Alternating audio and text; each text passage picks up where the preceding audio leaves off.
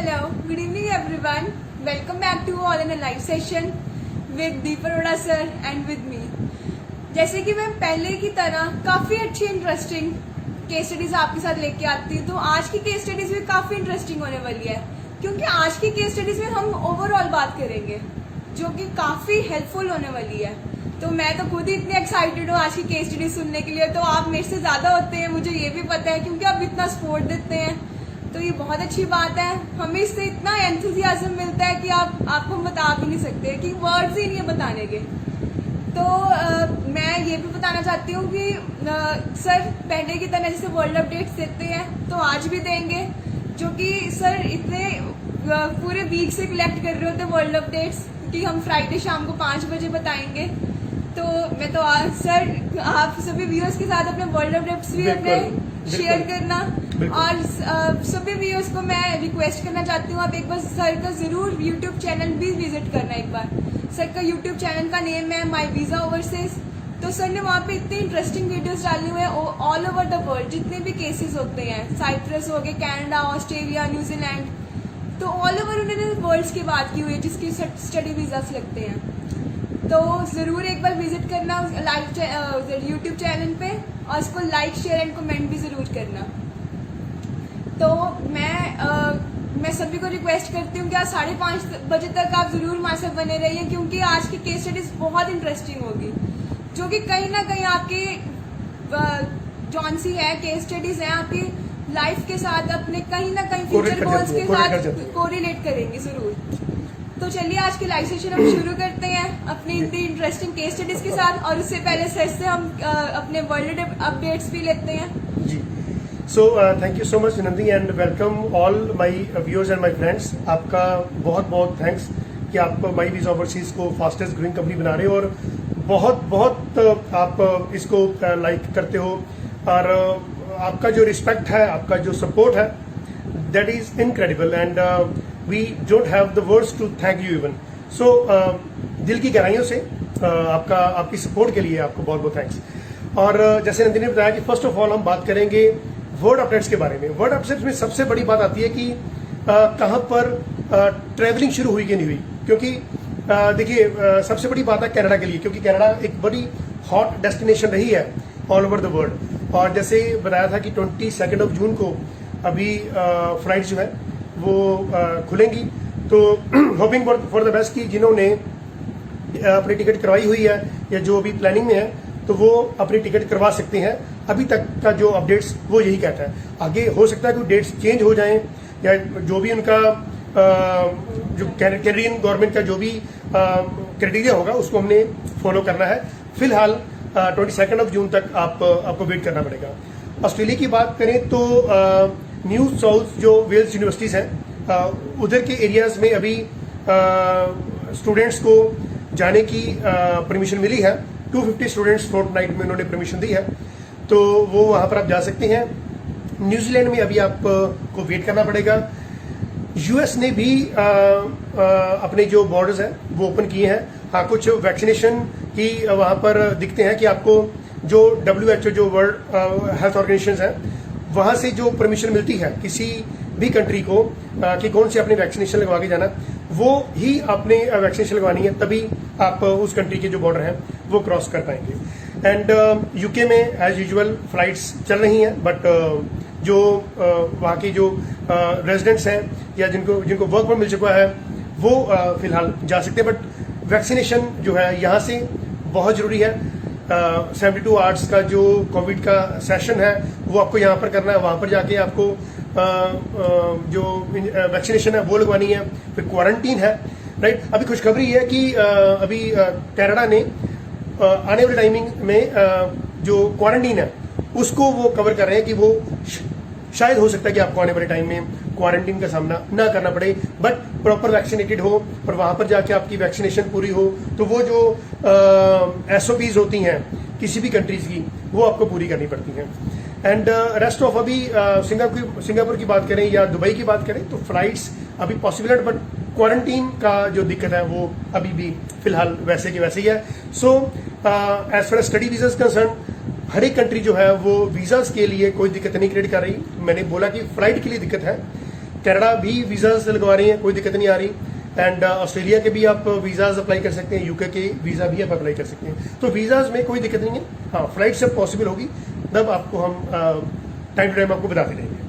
Sir ये तो बहुत अच्छी बात है। With the graces of God जैसे काफी कुछ अच्छा हो हाँ बिल्कुल। अभी अब कोविड के जो कोरोना के केसेस देखें वो भी इंडिया में 1 लाख से कम हो रहे हैं। Yes. और ये भी एक बहुत अच्छी बात है कि 4 लाख से हम 1 लाख पे आ गए हैं। डेली का जो कोरोना का रेट है वो नंबर ऑफ केसेस जो है वो कम आ रहे हैं, रिकवरी ज्यादा है। तो होपिंग फॉर द बेस्ट अगले 1-2 महीने में ये हम 0 पर पहुंच जाएंगे कि, और भगवान से यही प्रार्थना करेंगे कि कोविड का केस जो है वो 0 हो जाए हमारे इंडिया में। जी यस सर, ये तो बहुत अच्छी बात है। लेकिन कोरोना खत्म होएगा, हाँ, सभी बच्चे अपने फ्यूचर की यस यस, जो अभी 1.5 साल से फ्यूचर जो है हर एक सेक्टर का वो दाव पे लगा हुआ है। तो कोशिश करेंगे कि वो जो ट्रैक पे वो जो आ जाए तो सभी को बेनिफिट होगा इस चीज का। जी जी तो सर मैं अपनी फर्स्ट केस स्टडी बिल्कुल बिल्कुल बिल्कुल। हमें 2-4 मिनट चाहिए होते हैं आपसे बात करने के लिए, आपको इंटरेक्ट करने के लिए। फिर नंदिनी का जो केसेस चलते हैं वो 4-5 केसेस हमने ले होते हैं कि वही 20-25 मिनट्स में कवर करने होते हैं। तो फटाफट शुरू करते हैं। पहला केस आप लेते हैं। जी जी सर फर्स्ट केस स्टडी मेरे सभी स्टूडेंट्स की तरफ से ये आई है कि सर स्टूडेंट ने BBA की है 2015 में। ठीक है उनको 5 इयर्स का एक्सपीरियंस है, 71% मार्क्स है। ठीक है ओवरऑल जो बैंड्स है 6.5 है, नॉट लेस देन 6 बैंड्स है। ठीक है। और तो वो डायरेक्ट MBA करना चाहते हैं। Okay. तो क्या ये पॉसिबल है? देखिए, मैंने लास्ट टाइम भी आपको बताया था अपने व्यूअर्स को कि जो कैनेडियन डिग्री है that is equal to 4 year. मैं जो ग्रेजुएशन की बात करता हूँ, ग्रेजुएशन वहां पर 4 इयर्स की है। Yes sir. अब इन्होंने BBA की हुई है, that would be of 3 years, right. Yes. अब ये आगे MBA करना चाहते हैं।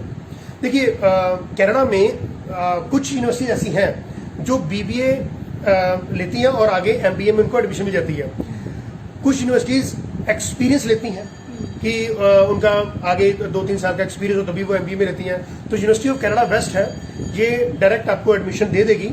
BBA टू MBA आप डायरेक्ट एडमिशन ले सकते हैं। बहुत कम यूनिवर्सिटीज हैं कनाडा में जो ग्रेजुएशन मीन्स BBA की हो और आगे MBA के एडमिशन करें। सो कहने का मतलब ये कि कुछ यूनिवर्सिटीज हैं जिसमें यूनिवर्सिटी ऑफ कनाडा वेस्ट हमारे साथ डायरेक्ट डीलिंग में है। तो आप जो ये स्टूडेंट हैं इन्होंने सपोज MBA करनी है, अदरवाइज आपको पोस्ट ग्रेजुएट डिप्लोमा लेना पड़ता है। Yes, sir. तो वहां पर आप उनके जो ग्रेजुएशन कंप्लीट करते हैं फिर वो आप मास्टर्स में आप एंटर करते हैं। Yes, sir. सो कुछ यूनिवर्सिटीज हैं जो BBA से MBA डायरेक्ट लेती हैं, विद एक्सपीरियंस हो तो फार बेटर हो जाता है। अदरवाइज BBA टू MBA हो सकता है, कोई ऐसी बड़ी बात नहीं है। सर एक्सपीरियंस होना जरूरी है मतलब? हाँ, कुछ यूनिवर्सिटीज का एक्सपीरियंस डिमांड होती है और कुछ देखिए MBA के बाद जिन्होंने आगे प्रोजेक्ट मैनेजमेंट करना है उनके लिए तो एक्सपीरियंस मस्ट है कि 1 साल का मिनिमम एक्सपीरियंस चाहिए। अदरवाइज BBA के बाद कोई एक्सपीरियंस की जरूरत नहीं पड़ती, MBA में डायरेक्ट आप एडमिशन ले सकती हैं। ठीक है सर। तो सर मैं सबको ये बताना चाहती हूँ कि जौन सी डायरेक्ट MBA सिर्फ और सिर्फ वो जो जौन से सिलेक्टेड कॉलेजेस में हो सकता है। यूनिवर्सिटी जो सिलेक्टेड यूनिवर्सिटीज है, यूनिवर्सिटी ऑफ कनाडा वेस्ट मैंने बताया, उसमें वो जा सकते हैं, Yes, स्टूडेंट जा yes. सकते हैं। जी। सर सभी में अप्लाई नहीं कर सकते? नहीं, सभी में अप्लाई नहीं होता, उनको PG कोर्स लेनी पड़ेगी। Yes sir.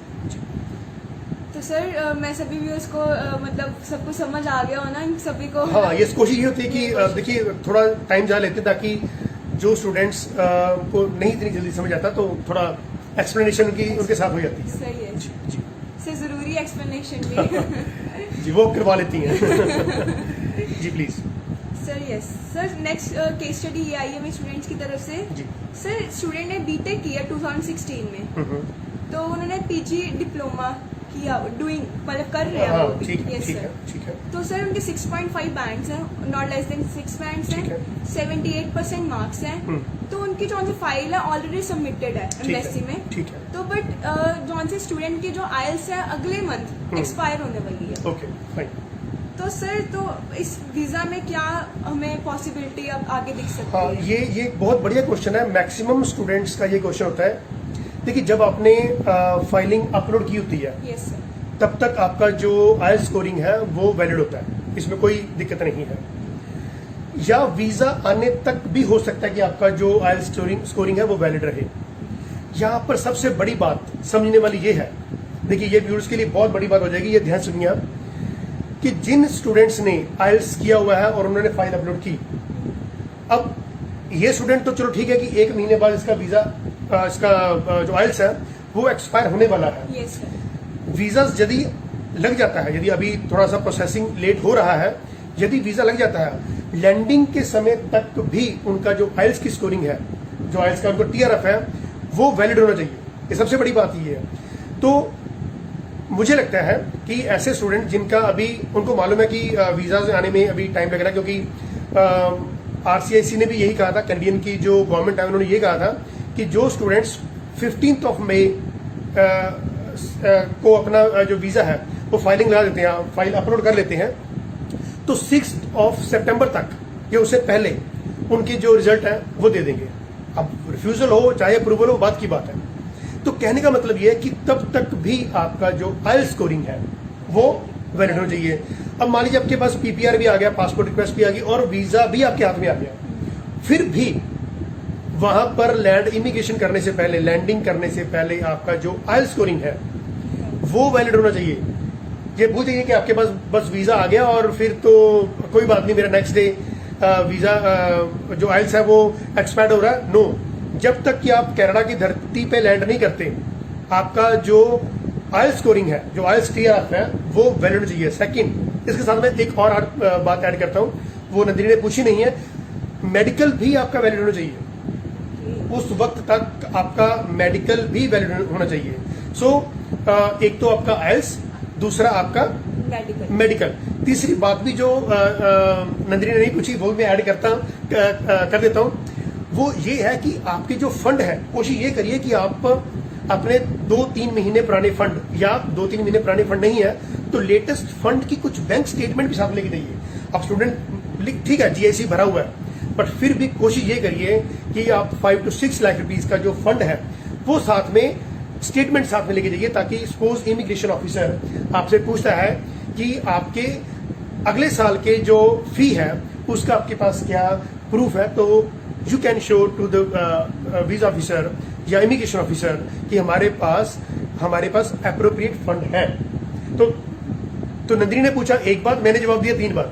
इन्होंने पूछा आइल्स का, मैंने मेडिकल भी साथ में जोड़ दिया और फंडिंग भी साथ में जोड़ दी, तो एक के साथ 3 कॉम्बो कर दिया। सर आप करते रहते हैं ऐड ऑन ऐड ऑन। जी सर सभी व्यूअर्स को बेनिफिट होना चाहिए, किसी ना किसी तरीके से हो जाए, हमें तो बस यही होता है। बिल्कुल। तो आइल्स का जब तक कि आप कनाडा की धरती पे लैंड नहीं करते, आइल्स का टीआरएफ आपका वैलिड होना चाहिए। सिंपल सी बात ये जी। सर काफी इंटरेस्टिंग थी। तो आइल्स के साथ और भी काफी कुछ सीखने को मिल गया इससे जी। तो yes sir, next case study ये है कि सर स्टूडेंट ने 2020 लास्ट ईयर में फाइल सितंबर में अपनी फाइल अपलोड की है, ठीक है, इन कैनाडा कॉलेज, ठीक है, but due to some suspension investigation, suspension हो गई है ना, हाँ, चल रही इन्वेस्टिगेशन की। क्योंकि सर मॉन्ट्रियल में काफी सारी कॉलेजेस भी हो यस चुकी है। यस, बिल्कुल ठीक है। तो सर वो फिर स्टूडेंट इस टाइम क्या कर सकता है? रिफंड करवाए अपने पैसे के, मतलब कैसे अपनी फाइल अपनी बैक ले ले, तो कैसे होगा सर सारा कुछ? बिल्कुल ठीक है। देखिए क्वेश्चन बड़ा अच्छा है नंदिनी, मैंने बताया कि she is very hard working. ये सारा हफ्ता वो कहते हैं कि मुझे एंथुसियाज्म है, मुझे अच्छा लगता है केसेस को कलेक्ट करना और आपसे डिस्कस करना। ये जो केस है ये बहुत बढ़िया केस इन्होंने सेलेक्ट किया है। तो अब जिन्होंने 2020 से पहले अपलोड की फाइल, राइट, अब देखिए अब 11 जून आज आ गया और तकरीबन 6 महीने, इवन साल हो गया फाइल को अपलोड किए। दिसंबर के महीने में मॉन्ट्रियल के कुछ कॉलेजेस पे जो 10 कॉलेजेस की लिस्ट आई, उनमें वो इन्वेस्टिगेशन में आ गए, सस्पेंशन में पहुंच गए। Yes sir. अब अप्रोक्सीमेटली 50,000 जो एप्लीकेशंस हैं वो मॉन्ट्रियल में इन कॉलेजेस में फंसी हुई हैं। अब लाखों नहीं, करोड़ों नहीं, अरबों रुपया जो है वो स्टूडेंट्स का वहां पर फंसा हुआ है। अब मैं फंसा हुआ वर्ड कहूं तो अच्छा नहीं लगता, क्योंकि हर एक कॉलेज की एक रिफंड पॉलिसी होती है, तो वो पैसा वापस लिया जा सकता है। बट माई वीजा ओवरसीज की जो अपनी पर्सनल ओपिनियन है वो ये है कि अभी फिलहाल आपको 6 सितंबर, जो कि आरसीआईसी की गाइडलाइंस है कि 15 मई से लेकर 6 सितंबर तक जो उन्होंने कहा कि आपने अपलोडिंग की है फाइल्स, तो आपके वीजाज वो देंगे ही देंगे, ये कंफर्म्ड है। उससे पहले या उस टाइम तक वो डेडलाइन है आपका अप्रूवल या रिफ्यूजल, वो कुछ भी रिजल्ट हो 6 मई सितंबर तक ये कंफर्म्ड है।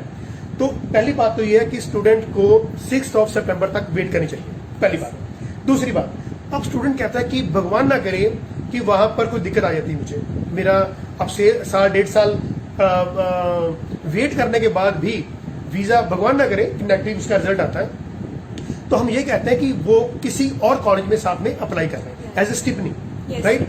कुछ कॉलेजेस वेवर्स में है, जैसे फैनशाह कॉलेज है या और कॉलेजेस हैं, उनकी फी वेवर है, वो तो आप जरूर उन पे आप जाइए कि क्योंकि फी वेवर है तो कोई दिक्कत आएगी नहीं।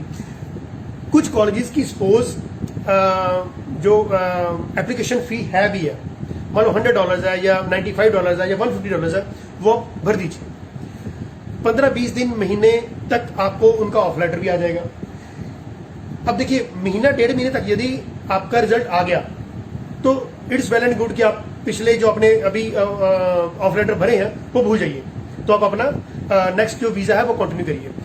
भगवान ना करे कि आपका मॉन्ट्रियल का वीजा, जो कनाडा कॉलेज की बात कर रहे हैं या किसी और भी कॉलेज की बात कर रहे हैं, वहां पर रिफ्यूजल होता है, तो आपके पास एटलीस्ट टिप्पणी तो हो, तो फिर आप उस कॉलेज का रिफंड डाल दें। रिफंड पॉलिसीज बहुत ही क्लियर है मॉन्ट्रियल कॉलेज की, मैक्सिमम कॉलेज की जो मैं जानता हूँ, पर्सनली जानता हूँ, रिफंड पॉलिसीज में जस्ट $250 की डिडक्शन होती है, रेस्ट ऑफ द मनी आपके अकाउंट में आपको मिल जाता है, और जो पैसा वापस आएगा वो अब जो अपने नेक्स्ट कॉलेज की वैंकूवर में है, या आपने टोरंटो में कॉलेज लिया हो, या विनीपेग में है, या कैलगरी में कोई भी कॉलेज लिया हो, तो वो जो फीस होगी वो आप ट्रांसफर कर दें। बट मैं ये नहीं कहूंगा कि आप रिफंड अभी ले लें, वी शुड वेट।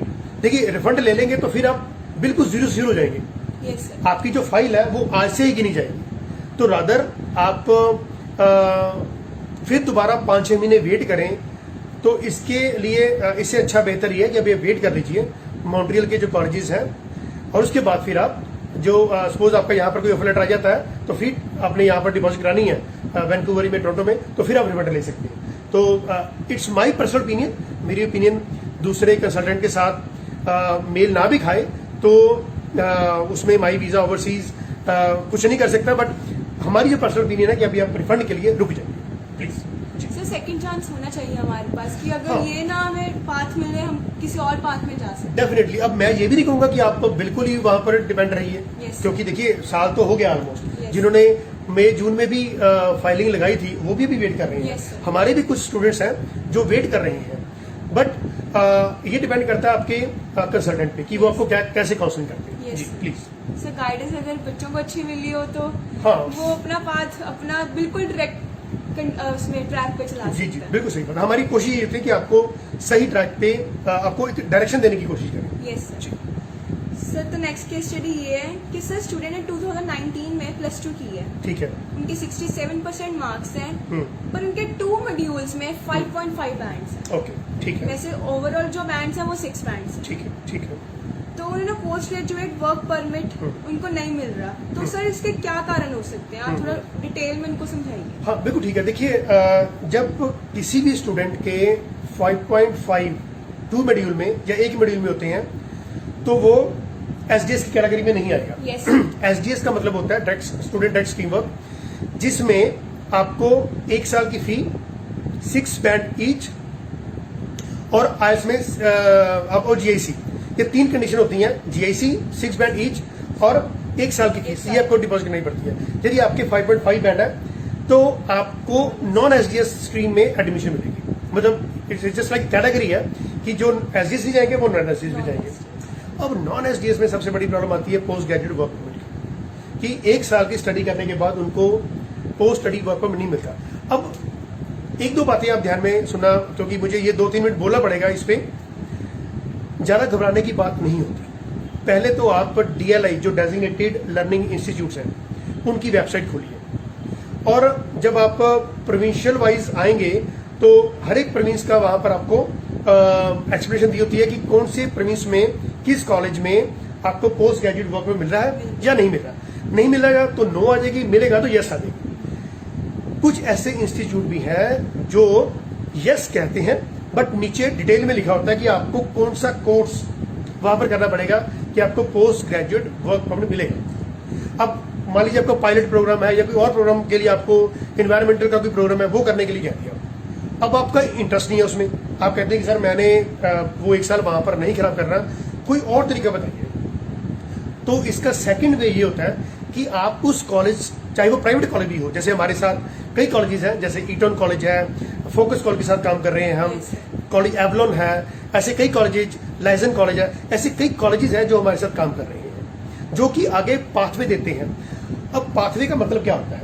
पाथवे का मतलब होता है कि ये जो प्राइवेट कॉलेजेस होती हैं, इनकी आर्टिकुलेशन की होती है पब्लिक फंडेड कॉलेजेस के साथ। जैसे आपने 1 साल उनके पास पढ़ना है और सेकेंड ईयर आप दूसरे कॉलेज जैसे यूनिवर्सिटी ऑफ फ्रेजर वैली है या और ऐसे रॉयल रोड्स यूनिवर्सिटीज हैं, वैंकूवर कम्युनिटी कॉलेज है, ऐसे कई कॉलेजेस के साथ टाई अप होते हैं या पाथवेज दे देते हैं या आर्टिकुलेशन होती है।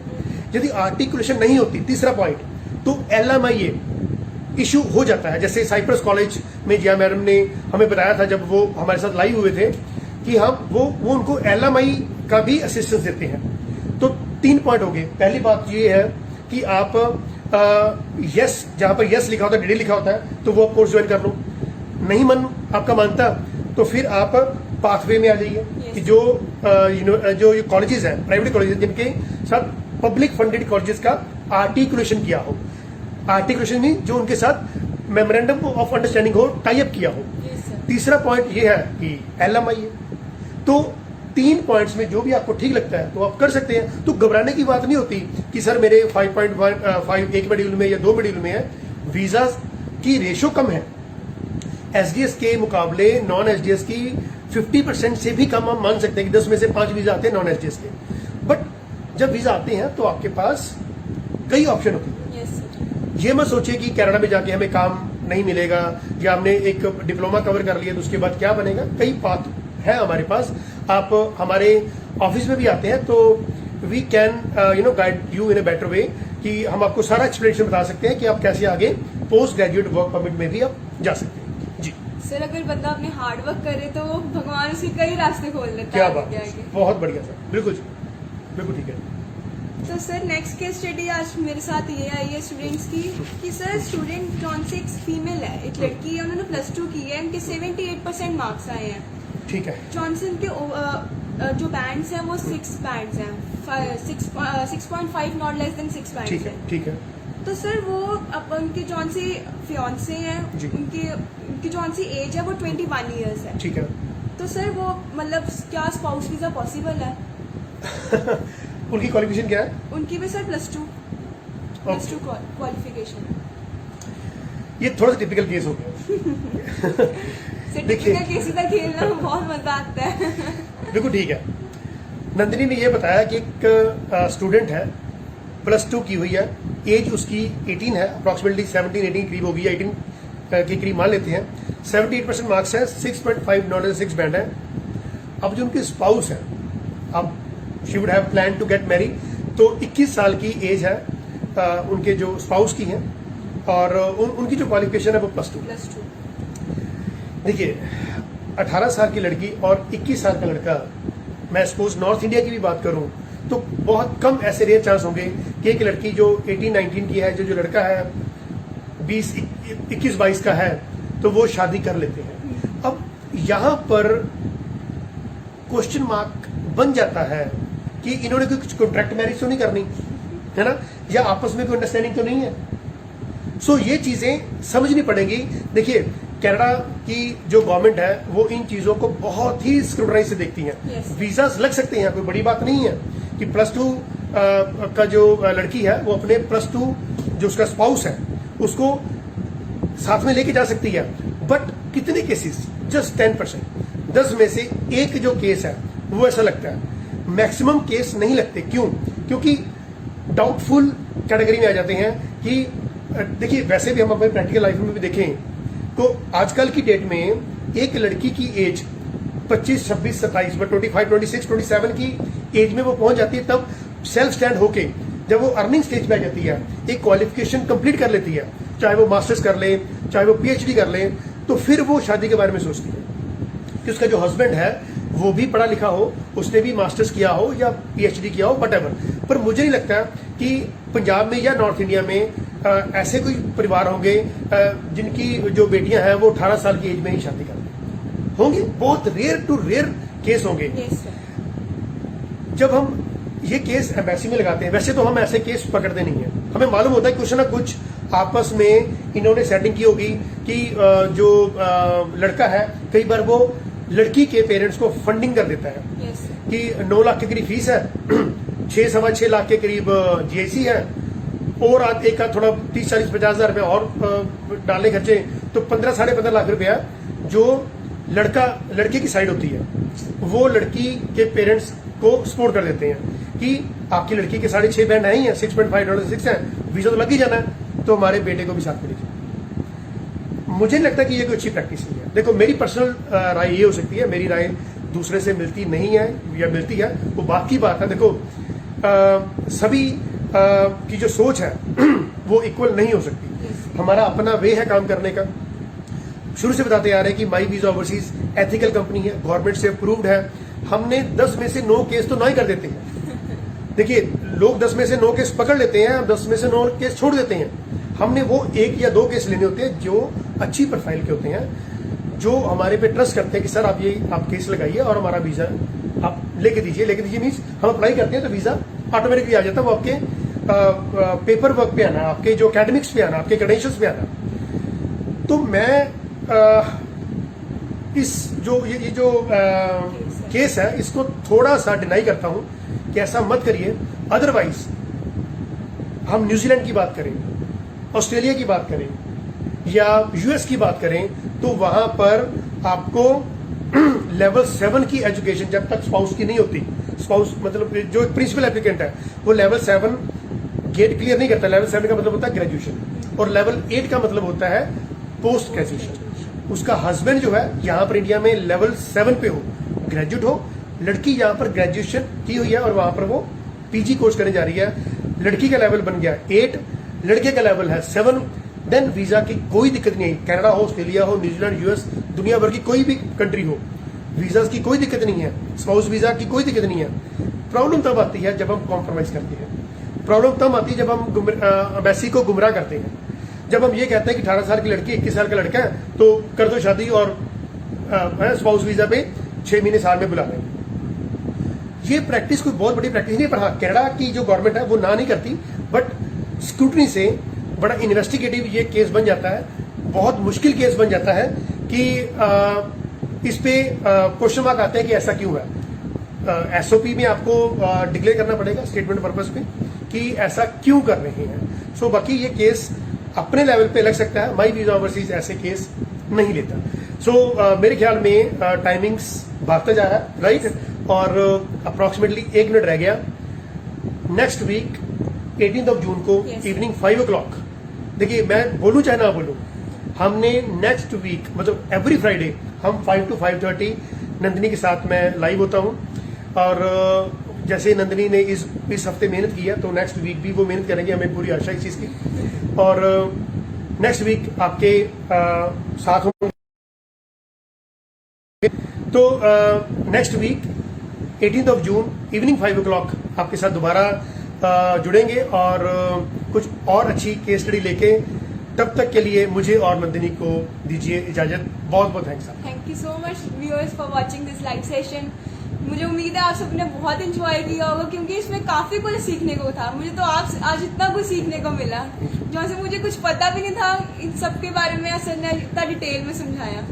Thank you. तो sir thank you so much. So much. Thank you so much viewers. Thank you.